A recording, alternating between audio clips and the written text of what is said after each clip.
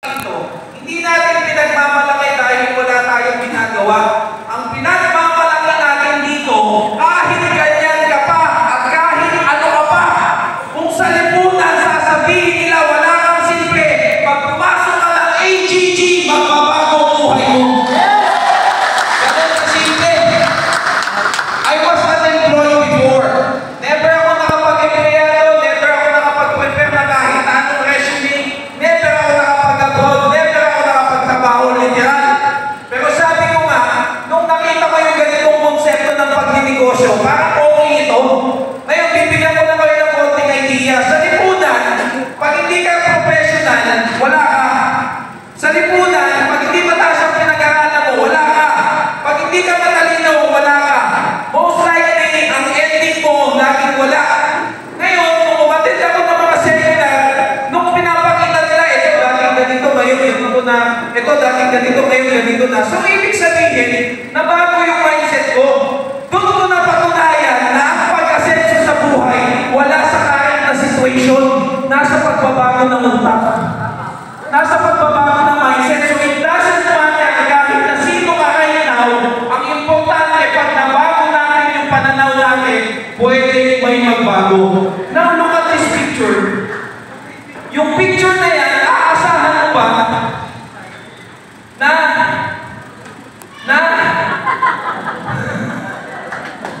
mapapa ako sa dito kakaulit eh. Diba? Before I continue, I'd like to show this award. Kung makikita mo, hindi yan sa AGG. That is World Summit Excellence Award. I got this award last year. Merong isang Chinese na negosyante na nag-refer sa akin dyan. So ngayon, nagulat na lang ako, pinatawag ako, tinext ako, in-email ako, no World Summit Excellence Award. At alam niyo po kung ano nakaka-overwhelm? Hindi ko na po kasi masyadong pinost sa social media. Pero nagkaroon po ako ng billboard sa EDSA because of this. So, ngayon siguro after this event, ipopost ko na sa social media ko. So, nakatayo po yung digital billboard namin sa my AFP. Okay, along EDSA po yan, Quezon Avenue. Bakit ko ito yung pinapakita? Natatandaan niyo yung unang picture na pinakita ko? Nakikita ninyo? Kung nakikita mo doon yung sarili mo, gusto kong makita mo din yung sarili mong ganito. Ibig sabihin, kaibigan, kahit sino ka pa right now, as long as mag-decide ka na maguhin yung pananaw mo, magbabago takbo ng buhay mo. So ituloy na natin. Naging achiever tayo ng AGG company. Ano pa? Naging ka-achiever tayo. Naging multiple ka-achiever tayo. Naging Millionaires Club member tayo. At ang pinakamasarap sa lahat, kaibigan, yung team mo ng negosyo na kapag ginagawa mo, every time na naghahakap ka ng tao papasok sa organization mo, hindi para bentahan. I have nothing against any business, mga kaibigan. Mahal natin lahat ang kapwa natin negosyante. Pero, ang pinaka-importante na nagustuhan mo dito, medyo na-distract lang ako ng konti eh. Yung kulay ng damit kasi kulay orange, medyo hindi maganda sa pakinggan. Sorry. Okay naman yung orange eh, pero lately parang hindi eh.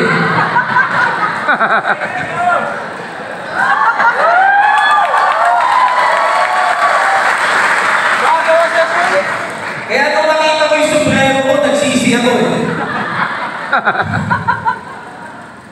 Ito yung mga ilang bagay na binigay sa akin ng AGG. Kung bakit ako sobrang na-amaze. Kasi, isa sa pinaka-importante na lagi mong tatandaan, kapag naging successful ka, masarap naman talaga sa pakiramdam. Pero the moment na nakakatulong ka sa ibang tao na maging successful din, hindi yung kayang pantayan ng kahit na anong pera o halaga. So, ibig sabihin, mga kaibigan, kung ikaw nandito na sa loob ng community na to, kung ikaw nandito na sa loob ng company na to, hindi lang pangarap mo ang binubuo mo, kundi yung mga pangarap ng mga tao na tiwala sa iyo. Kaya ako, I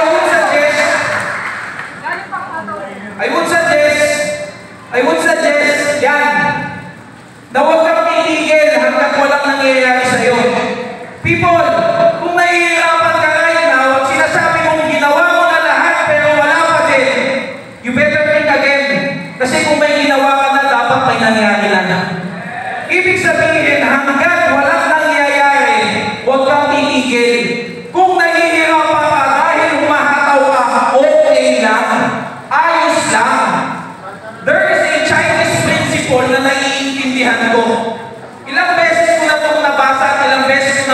paulit-ulit na nakita.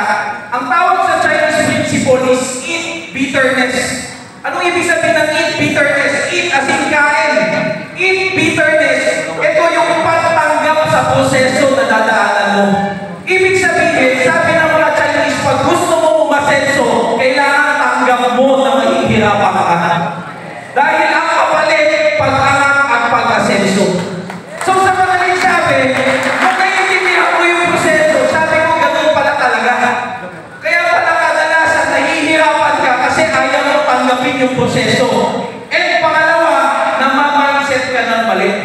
So kung nabago natin yung pananaw natin, kung makikita mo agad na may sasakyan ako, there was a time, umatay ako ng seminar, financial literacy something.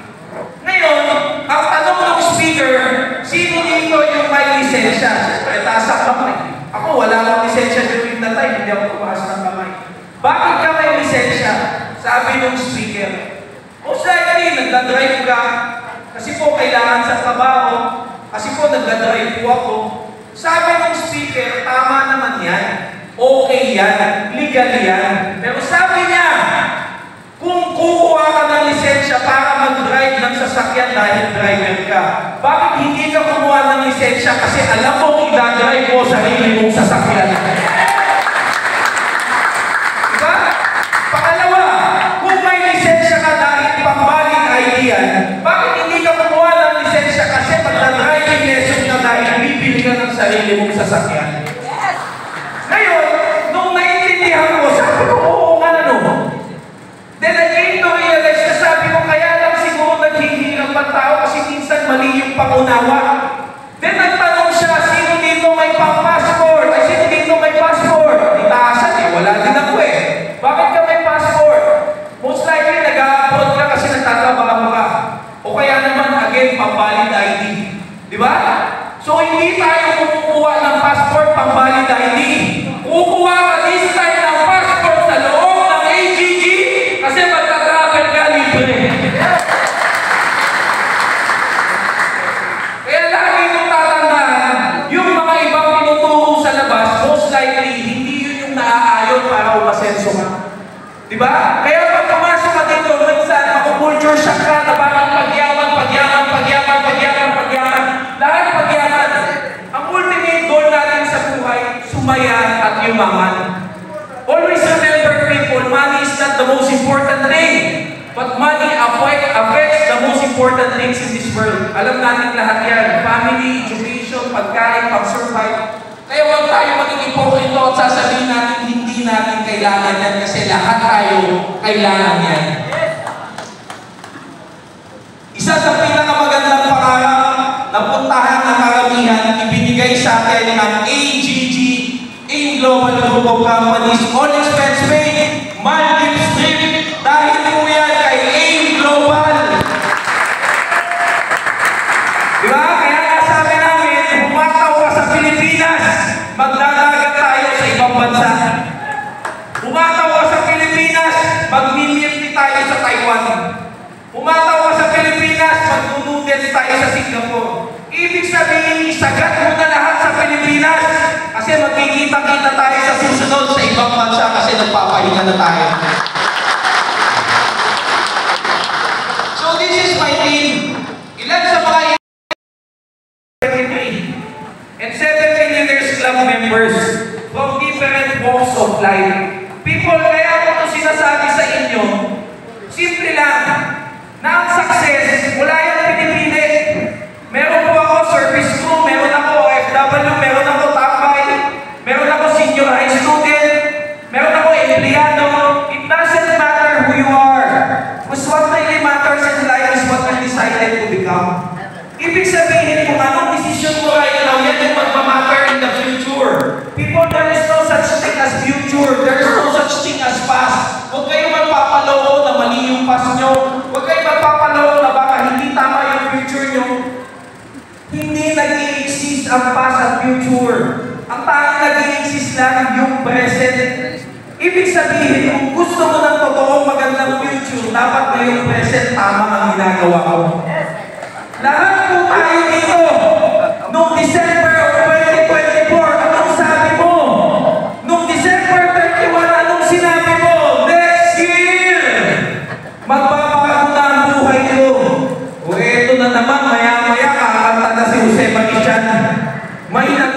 talaga? Alam mo kung bakit walang nagbabago? Kasi baka wala pang binabago. Yun yung pinakakatotohanan kung minsan. Ang dami natin sinasabi, pero kulang tayo sa kilos. Kulang tayo sa gawa. Ang hilig nating mangarap, pero lagi tayong nagpapanggap. Ibig sabihin, mga kaibigan, pag gusto mo ng resulta, kailangan mo ng kilos. Diba? Huwag natin lukuhin yung mga sarili natin na dadating ang time, gaganda takbo ng buhay natin kahit wala tayong ginagawa. Even, maganda yung company. Even, stable yung company. Even, maganda yung product. Pero pag walang kilos, wala din resulta. Yun yung pinakadagin yung tatandaan. Kaya sa lahat ng nandito, walang pwedeng makapagsabi sa atin na ikaw pwede yumaman, ikaw hindi pwede yumaman. Wala! Maliban sa atin. Sabihin mo yan sa sarili mo na kung meron ka mang sasabihin sa sarili mo, dapat ang sinasabi mo, yayaman ako. Magbabago ang buhay ko. Ako ang susunod na tatayo sa entablado at mag-e-expire na napakaraming tao. Ganun dapat yung mentality. Pangalawa, tigilan nating maniwala sa tinutulong ng lipunan. Because most of the time, lagi sa ating pinapaniwala, mahirap tayo. Mahirap ang Pilipinas. Sa mga may edad, ang turo sa inyo, mahirap ang Pilipinas. Sa mga anak ninyo, ang turo, mahirap ang Pilipinas. Tayo right now, millennials, Gen Z, anong nakikita mo sa Pilipinas? Mahirap. Pero tanungin kita, nakakita ka na ba ng mall na walang tao?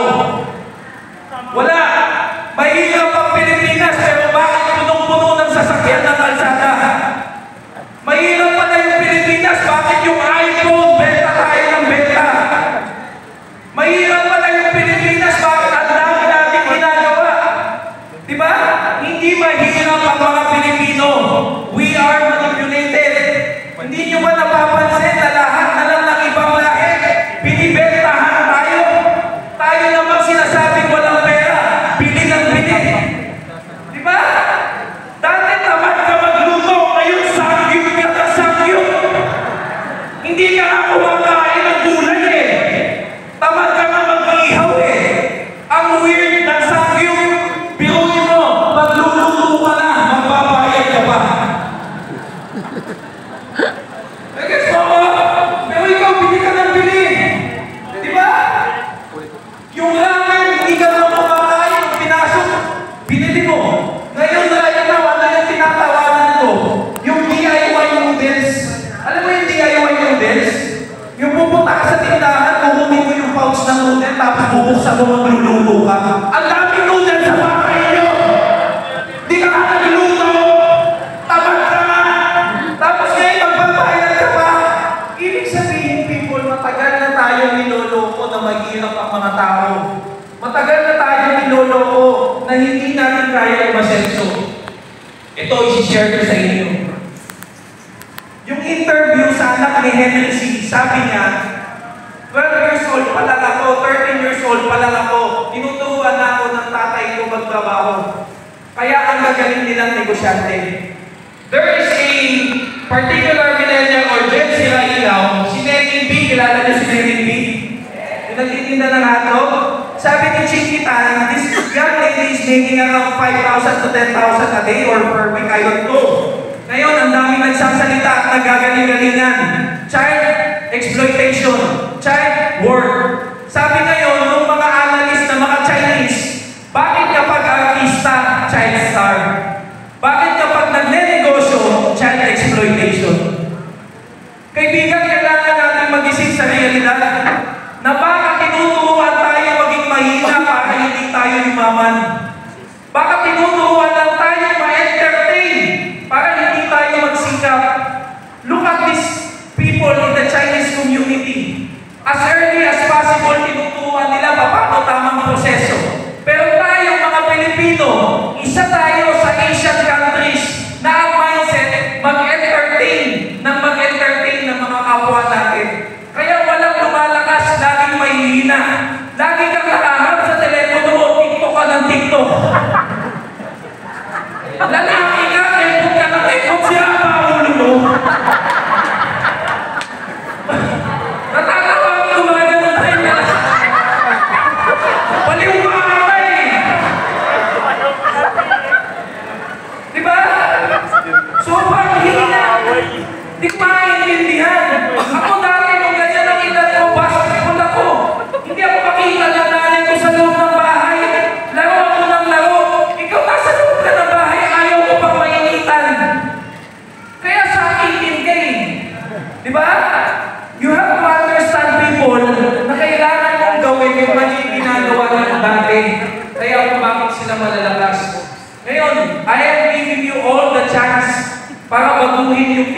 ng buhay ninyo. We still have the last 5 months. Grabe.